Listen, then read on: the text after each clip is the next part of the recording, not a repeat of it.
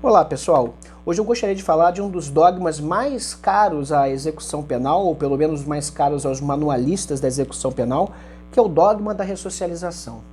O pressuposto da execução penal, entendido como serviço público, é a ideia de que após o cumprimento da pena privativa de liberdade ou da pena que de alguma forma for imposta ao réu, agora condenado, ao final da execução, o objetivo final a ser alcançado, se ela for efetivamente um serviço eficiente, é de que essa pessoa será ressocializada. Assim, nós temos um discurso no qual a marca do delito é a marca da antissocialidade, ou seja, quem pratica crimes é efetivamente antissocial.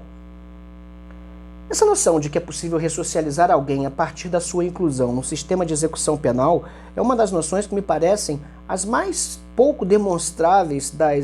do direito penal e do processo penal, ou mesmo da teoria geral do direito, isso para ser gentil com aqueles que ainda a defendem. Isso porque não existe qualquer demonstração de que a segregação social de alguém em celas, em estabelecimentos prisionais, sobretudo com as condições em que são lá inseridos, sobretudo com as privações a que são submetidos, possa efetivamente, em algum processo gnóstico misterioso, voltar a integrar o seio da sociedade da qual foi segregado em um contexto no qual agora sim estará em condição de cumprir as regras. Isso porque, como nós vimos ao longo de todo o nosso curso de execução penal, a violação da regra é a prática mais recorrente de todo o sistema. Entendido como serviço público, era de se esperar que a execução penal pudesse ser, assim, dada como um serviço que tivesse uma motivação legal, que tivesse que ser aferida por critérios de eficiência. Mas qual é o critério de eficiência da execução penal?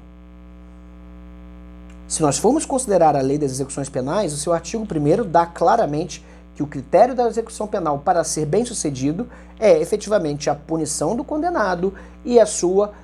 reinserção social, a sua reabilitação, a sua ressocialização. Isso dado no artigo 1º da LEP. Por outro lado, quando nós vemos o critério da ressocialização aplicado aos noticiários, ao senso comum e às ideias políticas sobre a execução penal, porque opinião ou doxa,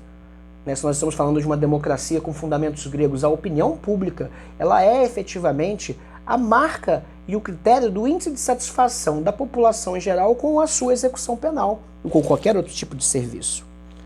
Quando nós consideramos que as medidas adotadas para o sucesso das operações policiais, por exemplo, é a quantidade de droga apreendida, ou quando nós temos que o sucesso de uma operação é o número de presos, e aí nós tivemos eventos recentes, nós tivemos a Operação Lava Jato, e outras muitas operações cada vez mais frequentes em que o número de presos é exaltado como marcador de sucesso do sistema de justiça criminal. Mas eu lhes pergunto, se nós estamos prendendo mais gente, isso não deveria significar, como parâmetro de sucesso científico, e não mais agora focado no senso comum, que esse sistema está com graves problemas de funcionamento? Sobretudo, se nós analisarmos as taxas de reincidência na execução penal, que giram em torno de 70%, a depender do tipo de delito, sobretudo aqueles relacionados à pobreza e aos contextos sociais em que o estamento de poder é a violação da regra como prática cotidiana e social, que não há qualquer expectativa de correlação entre o aprisionamento de indivíduos e a sua efetiva reintegração à sociedade, pois temos que, em muitos ambientes, nós estamos efetivamente a tratar de situações em que a violação da lei é a regra geral. Vocês podem pensar que eu me refiro ao ambiente social das favelas, vocês podem pensar que eu me refiro ao ambiente social dos baile funk, mas esse raciocínio pode ser perfeitamente aplicável ao altíssimo número de empresas, sobretudo multinacionais, empresas de grande porte, que efetivamente se veem envolvidas cada vez mais em escândalos de corrupção, se veem cada vez mais envolvidas em escândalos de sonegação fiscal, e todos os outros delitos assim considerados desde Sutherland como delitos do colarinho branco. Perceba que, na verdade, não é um contexto social ou o outro que vai dar a marca da criminalidade como prática e como regra, mas sim a compreensão de que a criminalidade é uma regra em todos os ambientes sociais. Se não fosse assim, e institutos como o da compliance não fariam o menor sentido no ambiente corporativo e empresarial, não é mesmo? Eu gostaria de chegar a vocês com essa reflexão. Se nós estamos tratando de ressocializar pela privação da liberdade,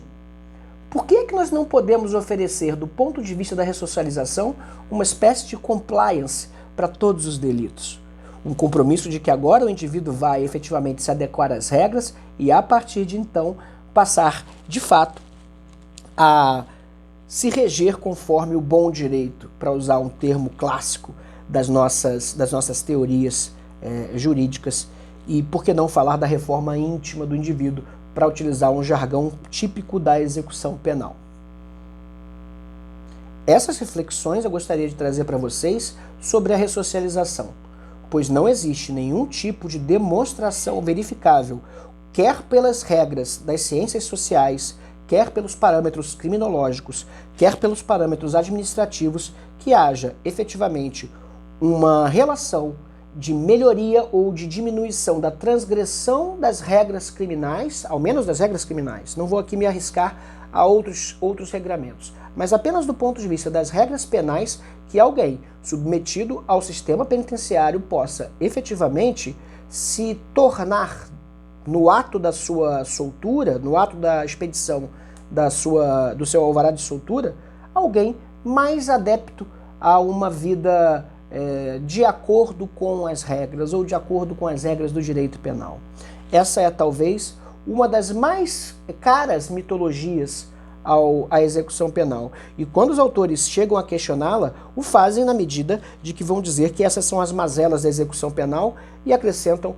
tristes reticências a esse comentário, sem qualquer tipo de proposta nova que não enseje um parâmetro radical no abolicionismo ou um parâmetro completamente adverso e, de fato, um parâmetro que nega a execução penal como medida de reabilitação a partir de teorias como as teorias do direito penal do inimigo, que vocês já conhecem da criminologia, ou a teoria de que as penas devem ser cada vez mais rígidas, a tolerância deve ser zero, e aí nós temos efetivamente o efeito oposto ao de um sistema de execução penal baseado na ressocialização.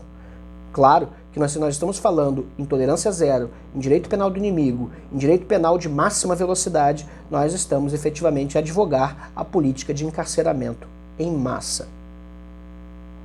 Se nós estamos encarcerando mais pessoas, eu pergunto a vocês, como é que esses pode ser apontado como um índice de sucesso para a execução das penas, tidas aqui como serviço público, como nós orientamos ao longo de todo o nosso curso de execução penal, tido aqui como um serviço público que deve se orientar por critérios legais e com recursos públicos que devem ser investidos com fito a uma finalidade administrativa, qual seja a redução da criminalidade pela ressocialização daqueles que uma vez foram capturados no ato de delinquir.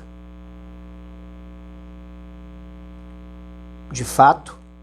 quando nós estamos tratando de ressocialização, nós temos que vencer o grande desafio lógico consistente na afirmação de que é possível tornar alguém integrado de forma mais harmônica à sociedade a partir da segregação dessa pessoa dessa mesma sociedade. As pesquisas empreendidas no âmbito da legislação penal do Estado do Rio de Janeiro, que os meus diletos alunos do 9º período da Universidade Geraldo de Biase, do Centro Universitário Geraldo de Biase, empreenderam nesse último semestre, dão conta dessa reflexão. As regras de acesso à visita, as regras de custódia, as regras de tramitação são de difícil entendimento, de difícil conclusão, de baixíssimo acesso à população em geral, o que leva, de fato, a uma ausência de qualquer esforço dos estamentos públicos no sentido de garantir a manutenção dos vínculos familiares, por exemplo, algo que sabidamente está relacionado à redução da criminalidade. Alguém que é segregado de sua família, alguém que é segregado de seu meio social, alguém que é retirado por anos do mercado de trabalho, na verdade, deve ter muito pouca esperança de voltar a um ambiente onde as chances de delinquência sejam menores. Essa é a primeira parte da nossa reflexão. Continue conosco nos próximos vídeos.